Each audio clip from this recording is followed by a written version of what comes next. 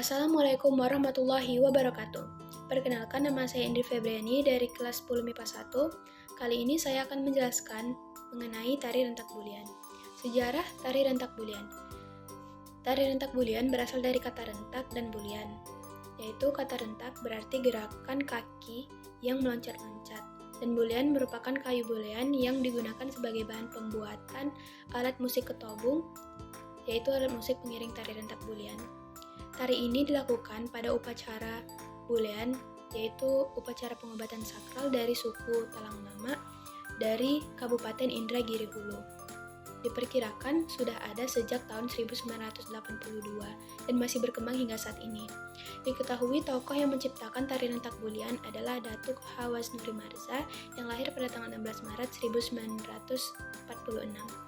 Beliau merupakan ahli dalam bidang seni dan banyak menghasilkan prestasi dalam bidang seni, termasuk tari rentak bulian ini. Asal-usul tari rentak bulian yaitu berawal ketika sang putri dari suku Talang Mama terkena santet dan diobati oleh sang kumantan. Nah, kumantan ini bukan sembarang orang, ia harus berasal dari keturunan leluhur agar dapat dengan mudah memanggil roh-roh gaib dalam upacara bulian. Dari hal ini mencerminkan bahwa suku Talang Mama masih terikat oleh mempercayai ritual gaib untuk mengusir roh-roh jahat menggunakan upacara bulian. Adapun tujuan dari upacara bulian yaitu yang pertama untuk mengobati penyakit menular yang melanda desa. Yang kedua, untuk memberi makan hewan buas. Yang ketiga, betimbang salah atau melanggar adat. Yang keempat, membuang sumbang atau membuang bala. Yang kelima, untuk mengganti pimpinan atau kumantan yang baru. Yang keenam, sebagai untuk membuang pantang atau membersihkan tempat kumantan. Adapun awal pelaksanaannya yaitu terdiri dari kumantan sebagai pemimpin dan 7 orang penari atau 9 orang penari dewasa. Menurut masyarakat, jumlah penari harus ganjil karena jika genap, kumantan akan meninggal. Nah, pada saat itu kumantan berdiri di depan dan penari di belakang melakukan gerakan merentak.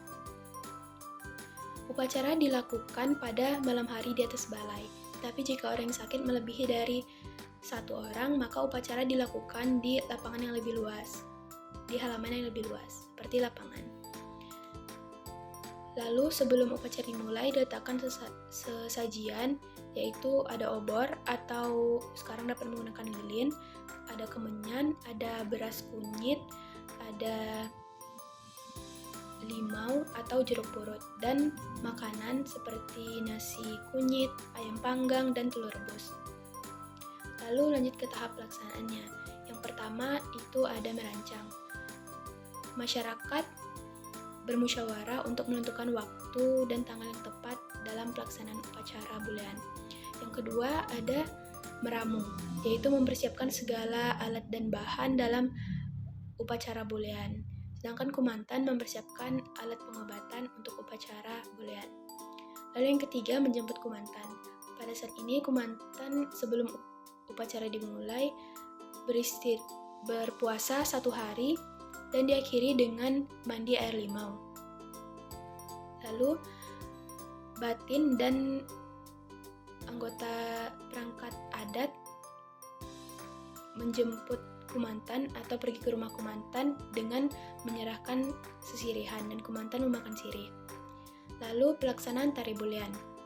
Yang pertama ada pemeriksaan, yaitu memeriksa segala persiapan dalam tari rentak bulian. Memeriksa segala persiapan seperti alat dan bahan dan kelengkapan alatnya. Lalu yang kedua ada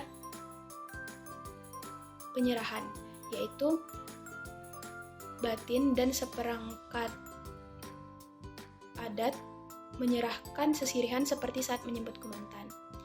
Lalu yang ketiga ada togak kumantan, yaitu acara dimulai Togak Kumantan ini dimulai acara yang pertama itu ada mengasap, yang kedua membangkah, yang ketiga memakai kumantan, yang keempat memasang kelulusan, yang kelima menawar, yang keenam menghadap membangunkan.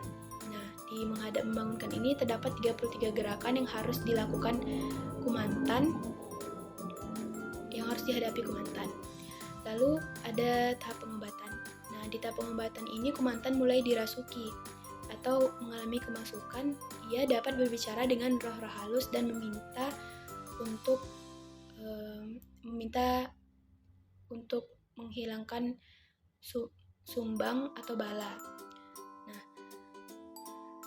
saat pengobatan ini kumantan juga menyanyikan lagu-lagu seperti Ayam Besamba, lalu ada Kumbang Dua, ada Ranak Kebayu, dan lain-lain.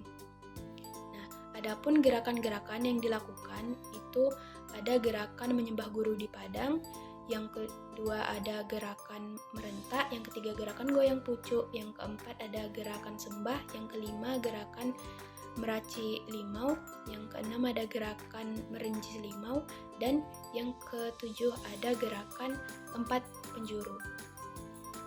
Adapun alat musik yang digunakan yaitu ada gong, ketuk-ketuk, lalu ada suling, ada tambur, ada ketawa, dan ketobong.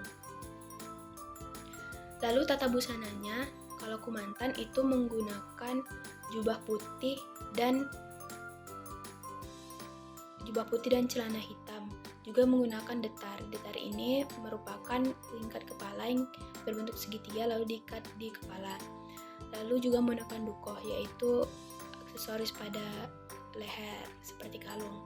Sedangkan penari menggunakan kostum baju berwarna merah dan rok hitam. Penari juga menggunakan dukoh atau kalung tadi. Nah, pada tari rentak bulan ini biasanya menggunakan giring-giring atau gelang pada kaki agar gerakan merentak lebih jelas. Lalu tata riasnya.